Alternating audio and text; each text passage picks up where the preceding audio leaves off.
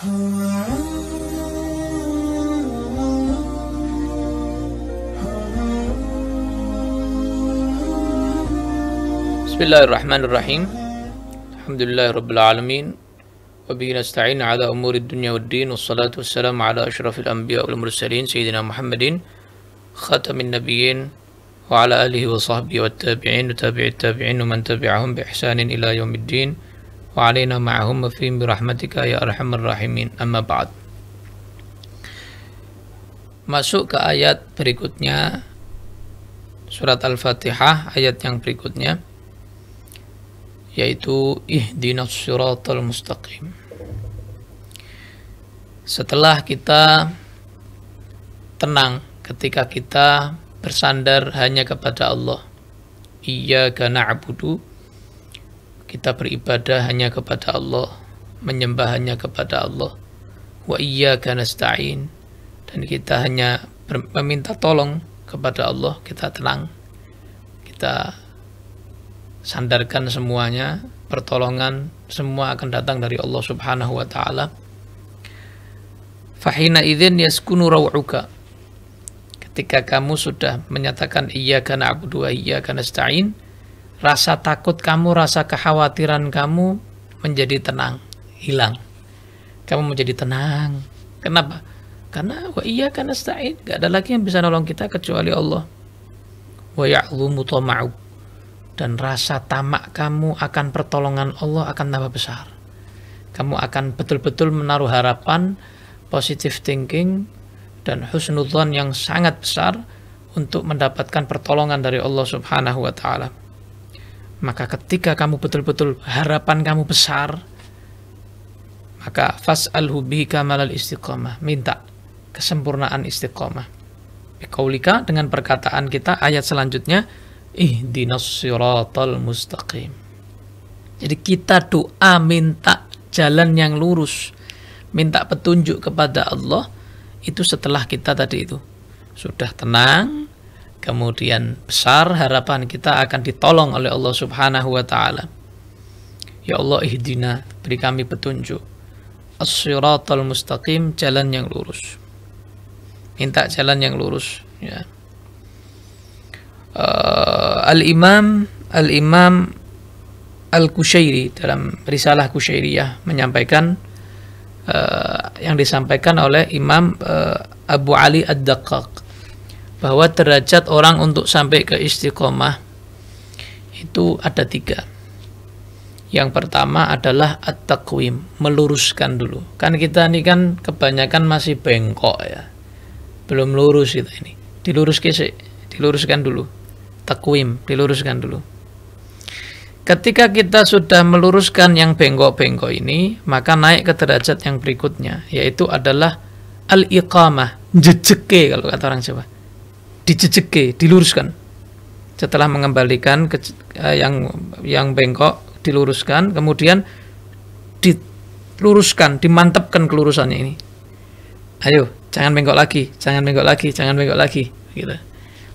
Kemudian baru setelah tahap pertama dan kedua, baru yang ketiga, istiqamah itu baru ada, ya. Baru enak, kita baru istiqamah, begitu. Wah, kadang-kadang tidak duha, kadang-kadang pagi itu misalnya berbuat sesuatu apa yang lain yang tidak berguna, luruskan dulu.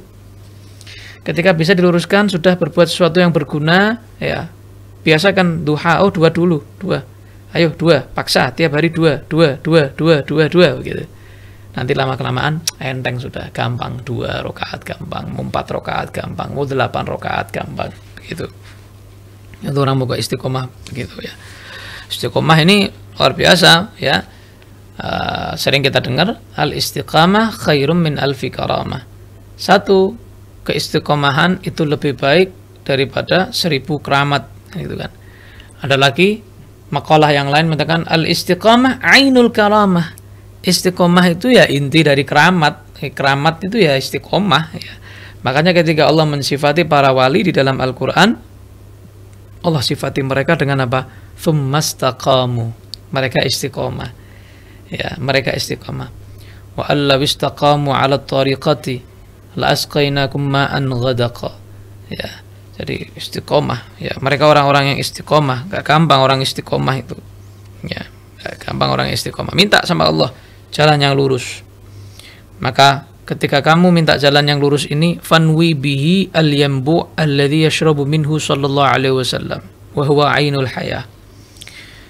Ketika kamu mengucap, ya Allah tunjukkan saya jalan yang lurus, saat kamu minta ini, saat kamu membaca ayat ini, niatkan kamu mendapatkan sumber yang mana sumber itu telah dinikmati, dirasakan oleh baginda Nabi Muhammad SAW, yaitu inti dari kehidupan.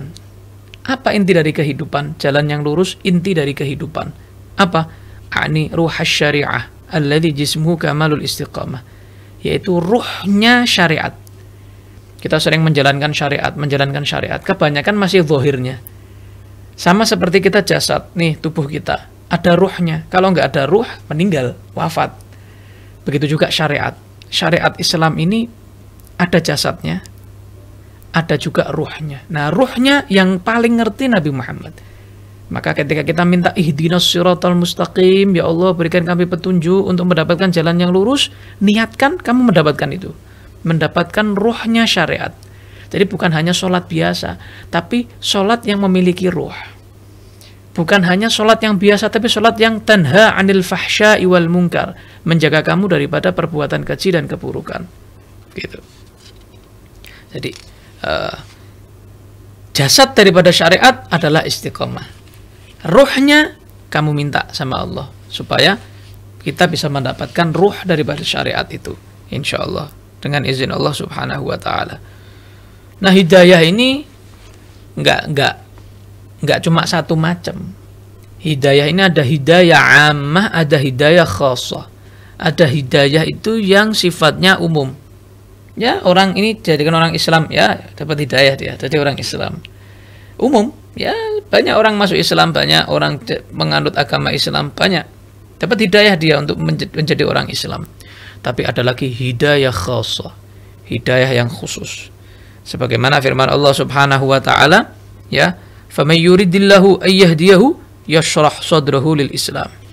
Jadi orang yang mendapatkan hidayah yang khusus ini dilapangkan dadanya, diberikan Allah ilmu yang dia nggak ngerti, dikasih ilmu laduni, dikasih rahasia-rahasia Allah Subhanahu wa Ta'ala yang sebelumnya dia nggak ngerti. Nah, itu hidayah yang khusus dari Allah Subhanahu wa Ta'ala, petunjuk yang khusus dari Allah Subhanahu wa Ta'ala. Makanya Imam Ghazali kan punya kitab namanya Bidayatul Hidayah, masih permulaan hidayah. Karena hidayah itu ada zahirnya, ada batinnya, ada yang umum, ada yang khusus. Nah, semoga kita mendapatkan kesempurnaan istiqamah, mendapatkan hidayah yang khusus dari Allah Subhanahu wa Ta'ala, dan diingat-ingat ini setiap kita membaca ihdinas siratal mustaqim. Mudah-mudahan bermanfaat.